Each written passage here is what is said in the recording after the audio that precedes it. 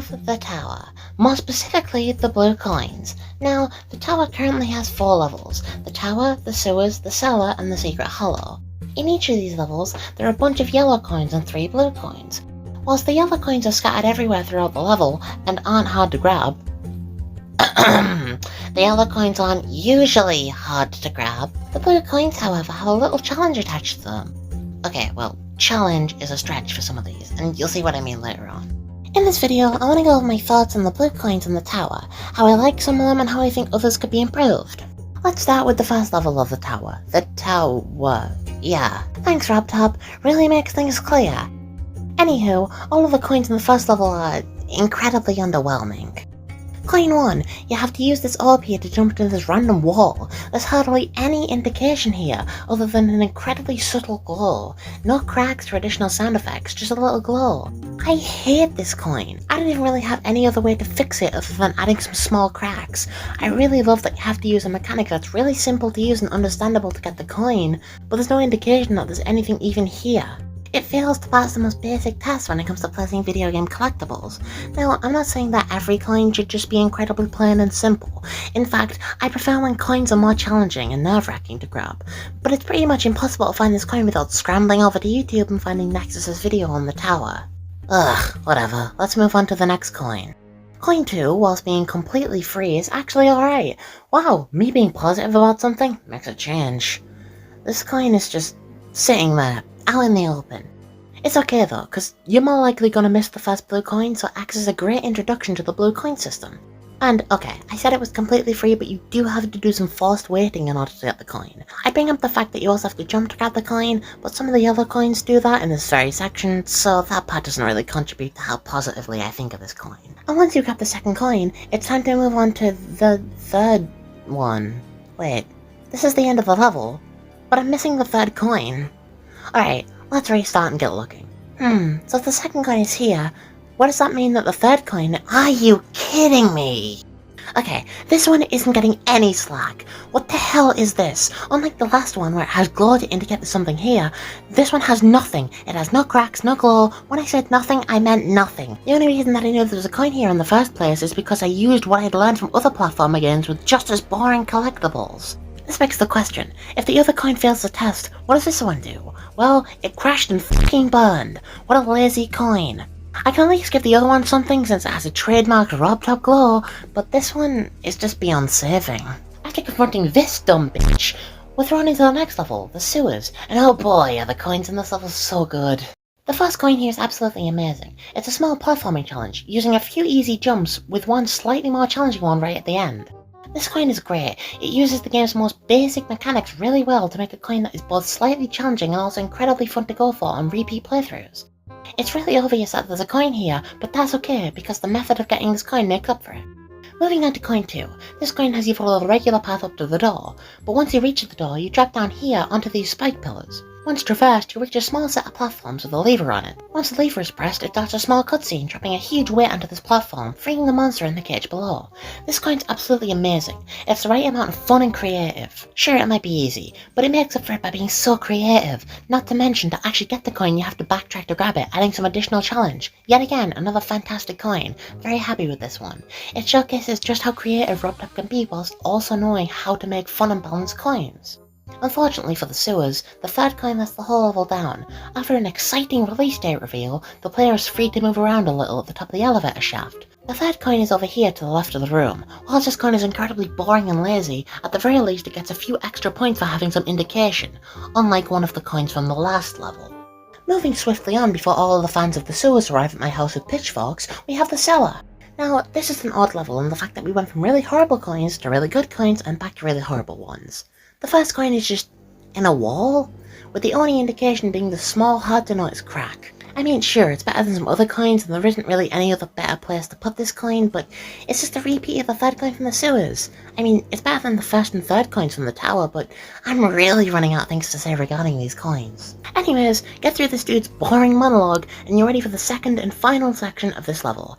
And this is where the issues really begin. Okay, so you go past this checkpoint, do a few incredibly easy jumps, and then— what was that?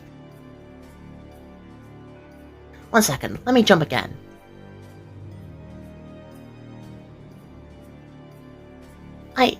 Robbed up, you motherfucking bitch! What is this? Is this supposed to be fun? No, because there's no indication for this coin outside of a small rumble. Is it supposed to be a coin with a unique puzzle attached? No, because where's the puzzle? Is jumping in this random spot 5 times meant to be an interesting puzzle? This isn't a puzzle, this is just a stupid way to hide a coin. Okay, let's take a step back here. What hints actually exist here to show you that there is indeed a coin? Well, first off, there's a small shake of the spike object, alongside a small rock moving sound effect. The spike that has the coin hidden behind it is also slightly different compared to the other spikes here, which isn't actually a bad hint. And finally, when you initially make your jump here, and providing you don't under or overshoot the jump, the coin is ever so slightly revealed, making it easier to see the coin. If you're like me though, you didn't see the coin in your 10 plus playthroughs of the level, and again had to consult Nexus for the answers on what to do. I'm not joking, I ran past this coin over and over and over and over again. I passed this coin dozens of times before saying, you know what, I think it's time to just look up a guide. And I really hate having to do that. Looking up a walkthrough on how to beat a level or find a hidden collectible really takes out the fun of actually playing the game. And sure, it's my fault for not looking hard enough, but it's obscured just enough to the point where average player McGee over here won't see the coin and just stroll right past it, leaving them confused. I think the best thing to do in this scenario would just be to either make the spikes a slightly different colour or add an animated object on top to make it a little more clear. The third coin, however, wait. I didn't mention how you actually obtain this coin. Sure, I mentioned the method, but I never actually talked about how you're supposed to get the coin. Instead of a little creature coming down to collect the coin and give it to you, or the coin bouncing up and landing on a platform, meaning you'd have to backtrack to get it, it just sits there in a random pit. To grab the coin, you just have to jump onto this pit that sure does look like it'll kill you, and it'll spring you back up so you can make your way to the end of the level. I genuinely wish that this is one of those times where Robert used his creativity to make it so you have to backtrack or have something give you the coin. Or hell, even increase the difficulty of the level ever so slightly to make it so you have to put in a little more effort to get the coin. This coin just doesn't feel very rewarding, it just feels empty and lazy. I'm sorry RobTop, I love your work, but this one just isn't it. Thankfully, the third coin is actually pretty great. Good indication, great method of obtaining the coin, all around fantastic coin. You follow the normal path but do an extra jump to backtrack slightly, going inside of this block. Once inside this block, the coin spawns in. Now, whilst the coin itself isn't visible from the start, the amount of indication here makes up for it. Once again, a great coin. The only issue I have with this coin is that I wish the camera moved down a little bit once you enter the block. It'd make the exit to this area a little more forgiving. Really not that big of an issue though. Finally, we move on to the secret hollow. The first coin in this level is actually alright. I don't think this coin is really good, nor do I think it's really bad. I think this coin is pretty middle of the road really. I like where it's placed, and I like the method of obtaining it. I just wish it didn't take so long. So this coin is hidden behind one of these boulders. Which one? Well, I don't know.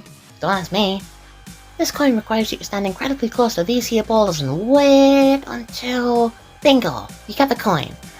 Again, I really like the method of obtaining this coin. I feel like the only people who'd struggle finding this coin is people who haven't really played a platformer before. My only real issue is that this coin takes as long as it does to grab. Let's just move on. Coin 2 is a pretty solid one. Sure, the coin's pretty easy, but it requires very minor amount of backtracking in order to obtain. Which, if you couldn't tell from what I've said about the other coins so far, I really like. Again, the amount of backtracking here is incredibly minuscule, but I still like it.